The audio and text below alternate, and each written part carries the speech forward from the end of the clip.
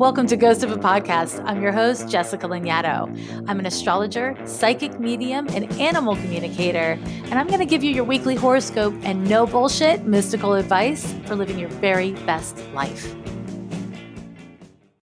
In the month of March, I am doing so many live events, and I hope to see you there. Most of them are in California. One of them is digital, so there's no excuse to not be a part of the Love Fest that is happening in honor of my book, Astrology for Real Relationships. On March 10th, I'll be in Oakland. On March 13th, I'll be speaking in San Francisco. On March 19th, I'm going to be in Los Angeles doing an event there, and then I'll be back in San Francisco for International Astrology Day on March 21st, speaking with a bunch of other astrologers. On the 25th of March, I'll be at the Assembly in San Francisco. And then on the 28th of March, I'll be doing a live Ask Me Anything digitally for everyone all around the world. I'm so excited about all of these things. I've got events to come in April as well.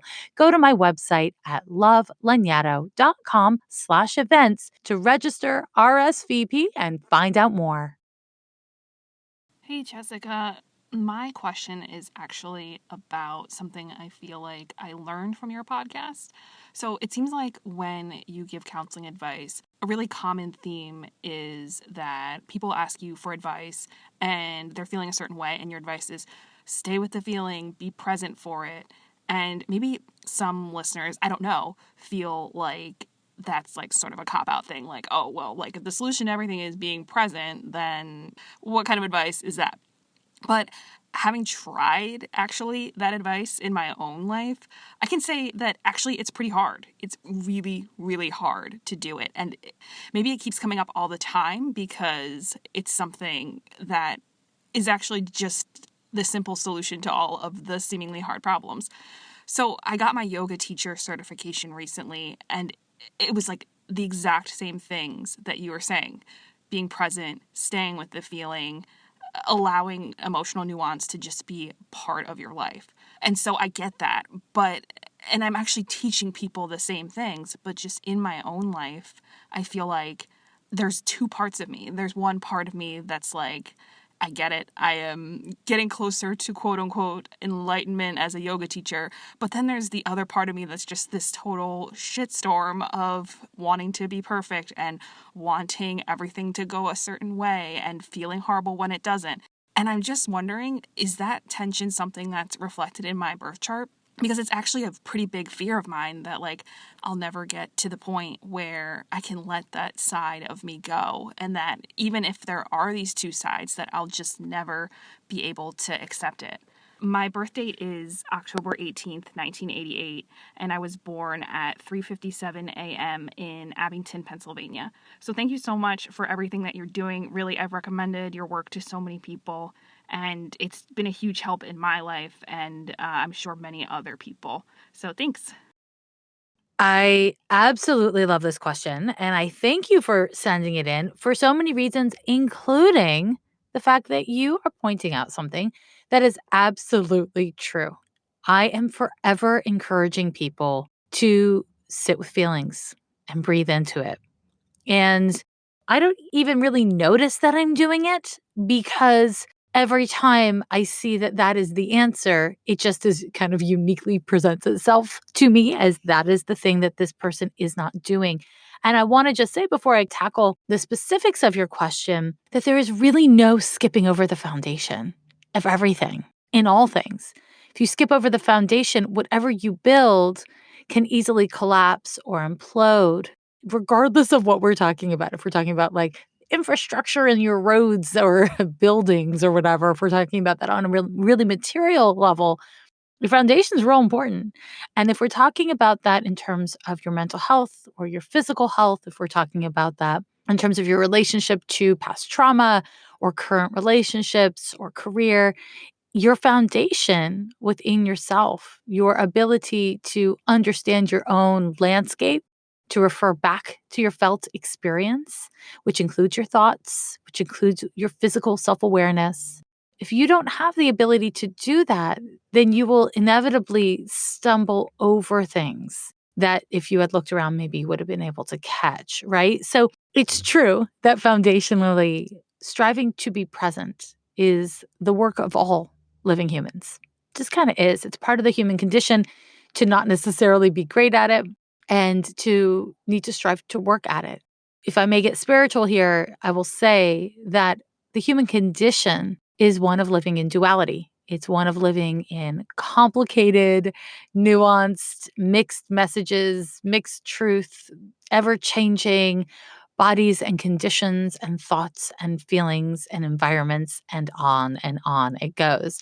Just as soon as you get to know yourself changes, your environment changes, and you're kind of back at square one, except for older with more issues. I don't know. Life is complicated. And so, yes, I do advise people to do that. And honestly, each time I do it, it's the right thing to be saying. So I appreciate you pointing that out. And I'm really glad that you've been practicing that and having success at it.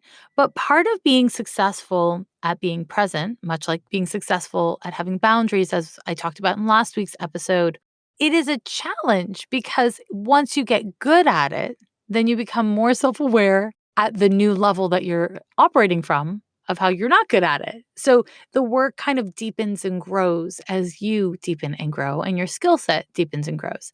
Now, some people, and probably all people sometimes, feel like, well, then what's the point? Fuck this. It's too hard. It's too much. Why bother? You're not supposed to be perfect. You're not supposed to come to full mastery.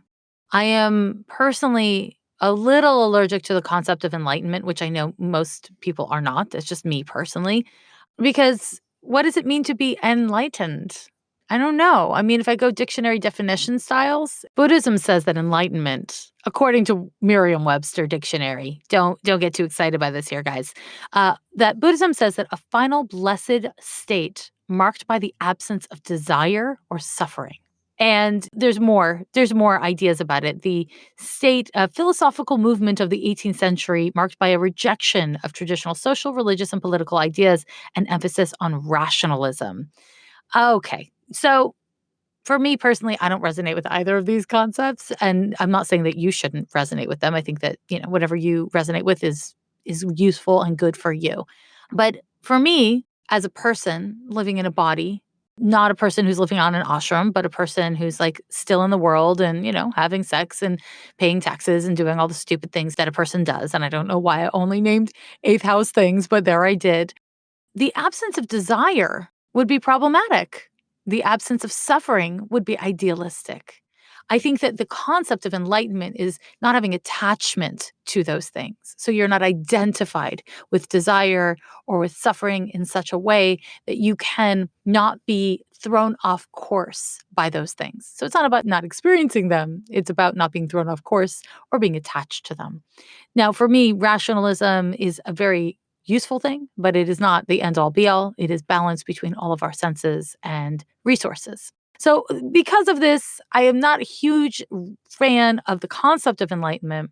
And that's maybe a little semantics, maybe it's values. I don't know. But I will say to you this: if you are learning concepts related to being present, referring back to the self, being centered, breathing, all that kind of good stuff, and you're choosing to teach those things or not, whether you're just learning them or you're teaching them, you don't need to be perfect at it.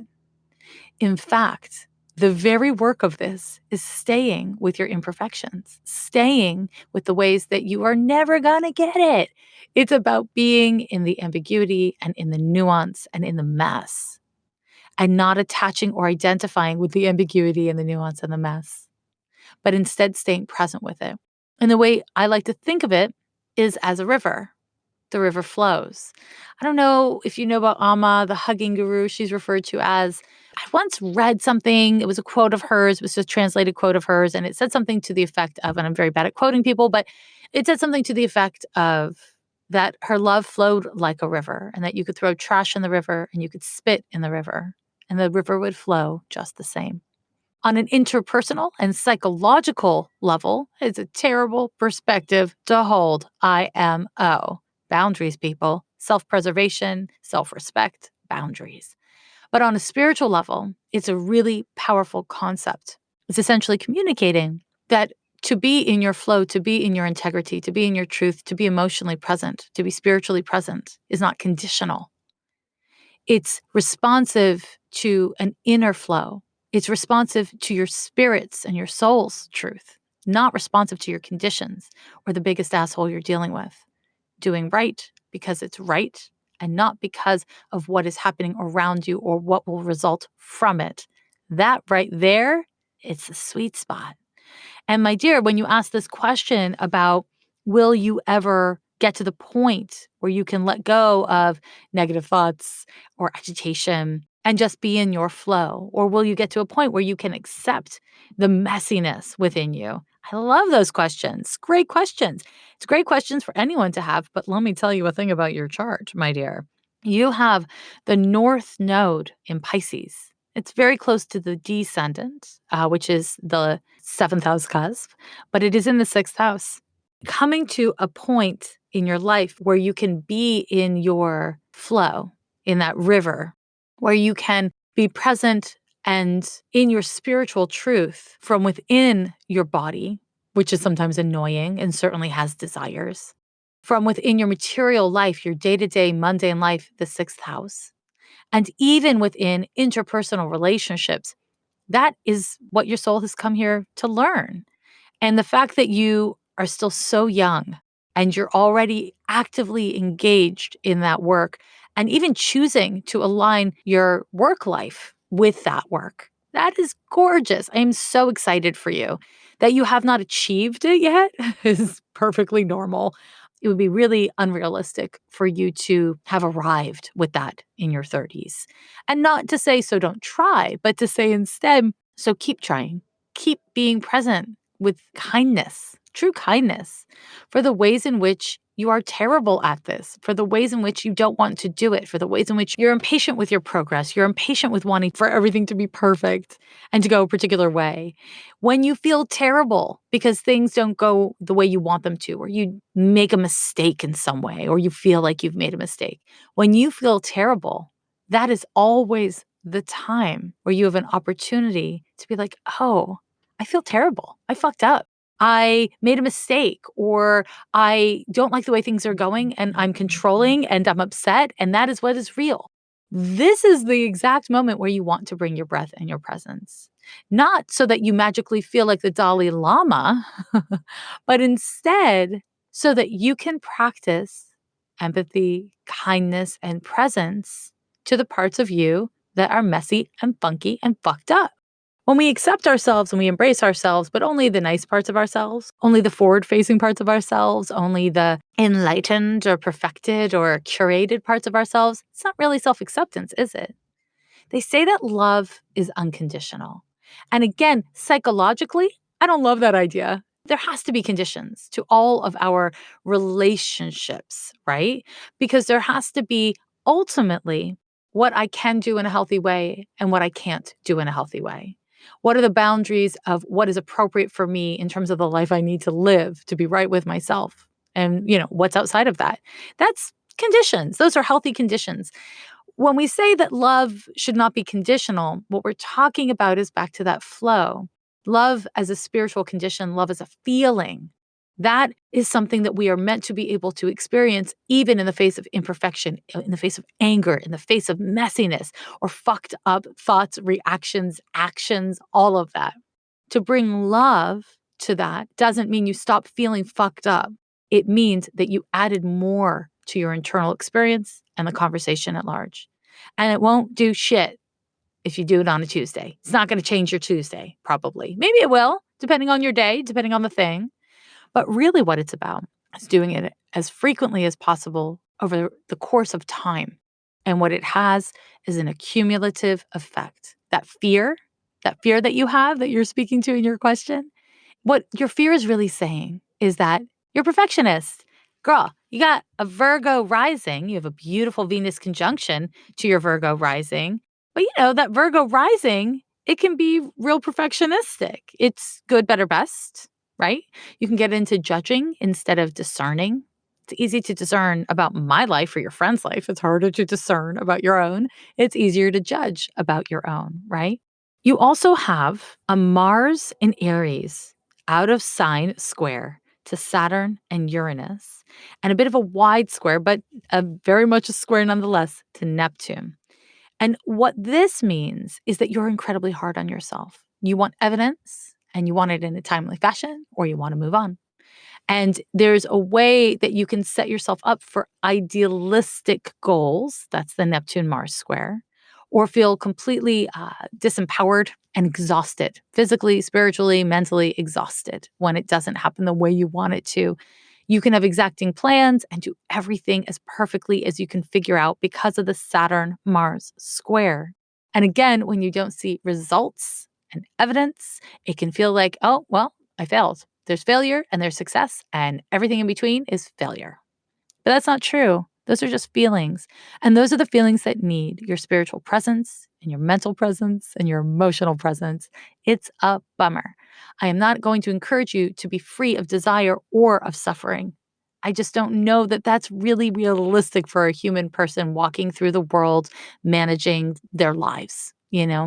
But I do believe that it's a beautiful ideal to train yourself towards, to get to the place where you can recognize I am in a state of attachment. I am in a state of seeking perfection. I am confronted by my control issues, my desire to prove myself to myself. I am trying to predict what comes next as a way to avoid pain now or in the future, or to rewrite the pain of my past. To be able to recognize these things as they are occurring gives you choice, not in what is, but in how you orient yourself to what is, so that you can start to breathe into it and not attach to it, to let it flow by you, to let it be like noise in the background instead of center stage in your thoughts. That's really possible for you. Honestly, it's possible for most everyone, but it's really possible for you. Having a physical practice is a huge help to that. So, whether or not you teach yoga forever or yoga is the thing that you do forever, it's such an exciting thing for me to hear you say that that's what you're doing because of Mars's involvement and because you do have that Virgo rising and your North Node is in the sixth house, the natural house of Virgo. What we see here is that your body is a really accessible, like the use of your body is an accessible entry point for you into aligning yourself with this moment and aligning yourself with your spiritual and emotional truths. The problem is, it's also a really effective entry point for judgment, condemnation, impatience, all kinds of other really unpleasant feelings as well. So when you get present with all of it. The work of this is to not seek the finish line. I know that's annoying. I'm so sorry. You asked me such a good question, and I'm basically saying to you, your question is the answer. It doesn't matter if there's a finish line. It doesn't matter if you master it. It's not the point. It's not the point. The point is to keep endeavoring to try. The point is to stay on the path. The point is to give yourself permission to fail and falter and struggle on the path, but to stay on the path nonetheless. And that doesn't mean don't question the path. I'm glad you're questioning the path because questioning the path is how we choose the path. I don't think obedience is your best friend. I think it's good for you to struggle against truths and doctrines. And I say that because not only the Virgo stuff in your chart, you've got a very strongly placed Jupiter at the top of your chart, and also that Mars square to Uranus and Saturn and Neptune. When you hear somebody, whether they're a meditation teacher or a Pilates master, it doesn't matter what it is. When you hear a person who is a thought leader, who is inspiring you, who is speaking truths that resonate with you on a soul level, that truly move you, make no mistake, that person is a person, and all people are fucked up. Every single person that is alive on this earth has all 10 of the planets in their birth chart. Every single person does. We are all fucked up. We are meant to be fucked up. I don't know why. I didn't make the rules. I didn't create this. Trust me, I would not have done it this way. If it were up to me, it would look different. But the reality is, struggle is part of the goddamn, it's part of the curriculum here on this earth in these bodies. It's just part of it. And if you spend your energy fighting struggle, which is essential to do sometimes, it is an important skill to have, it is an inevitable part of living. But if you do that in the face of all problems, all struggle, then you're just exhausting yourself in life. It's wise to question, is this something for me to fight? Or is this something for me to sit with, to yield to, so I can figure out what I really want to fight against? what's really wrong with this for me. And for you, you're like, well, I'll do the work, but I only want to do the work if I'm guaranteed a positive result. You and me both, sister. You and me both. That said, that's not how it works. It is essential that we do what is our authentic truth because it's our authentic truth. And you keep on trying. And if you get evidence that things are going sideways on you, that it's not a good move, okay, change course. But you're not getting that evidence. You're just impatient with your progress, which I totally understand. And I don't know that that will ever go away. Not with that Mars of yours, not with that Jupiter so high in your chart. But I don't know that it needs to go away.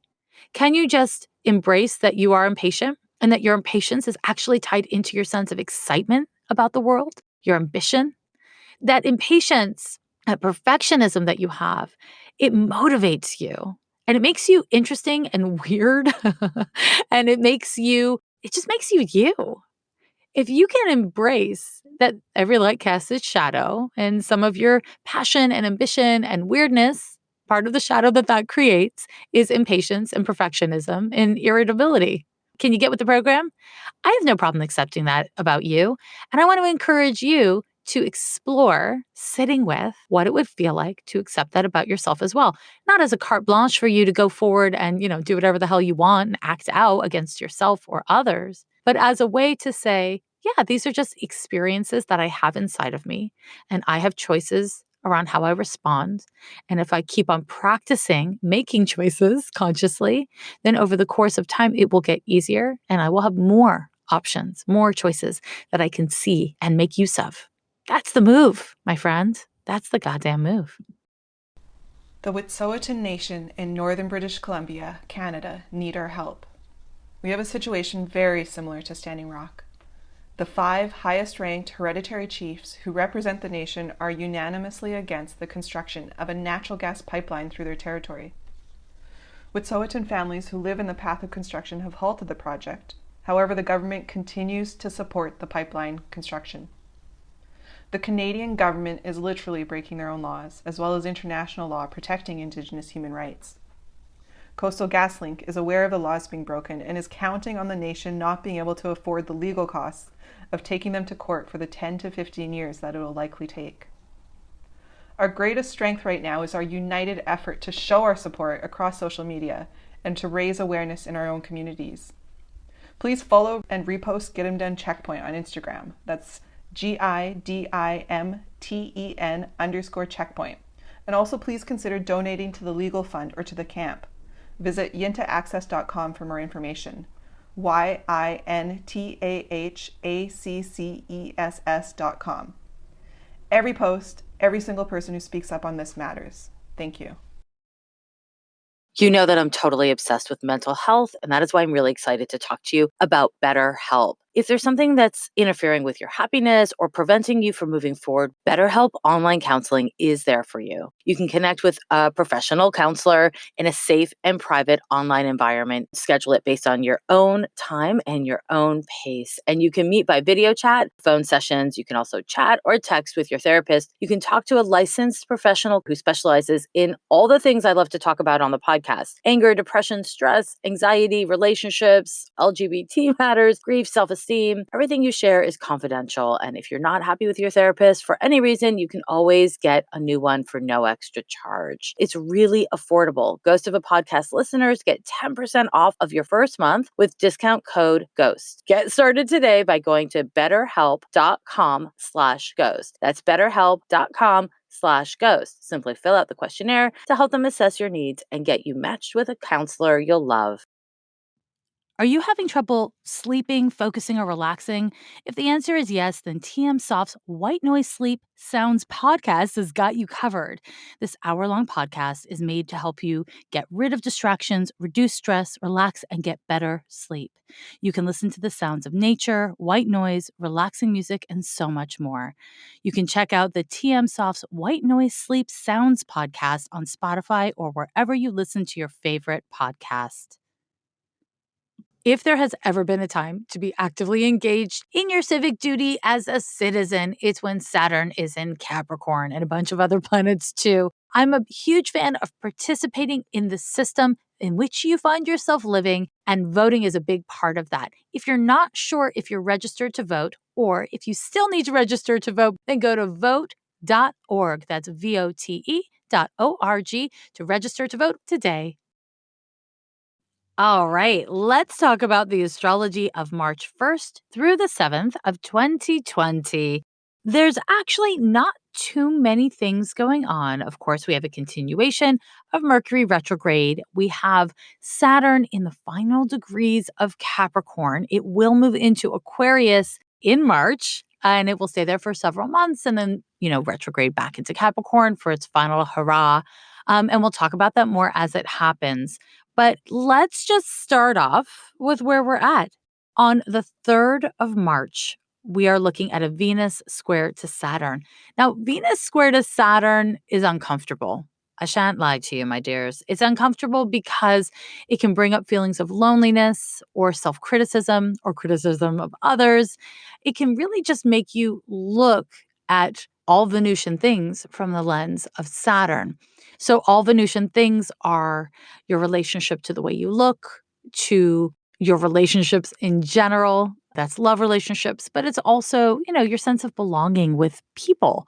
This can make you look at your finances. It can make you look at your sense of value to other people or to what you're caring about, and have you looking at it from that Saturnian critical lens. Is this working? Can I grow into this? Is it good enough? You may find yourself comparing yourself to others or comparing yourself to who you think you should be, who you once were, who you hope to one day be. And it's all, of course, a waste of energy to do those things. But it's what we often find ourselves doing under difficult Venus-Saturn transits.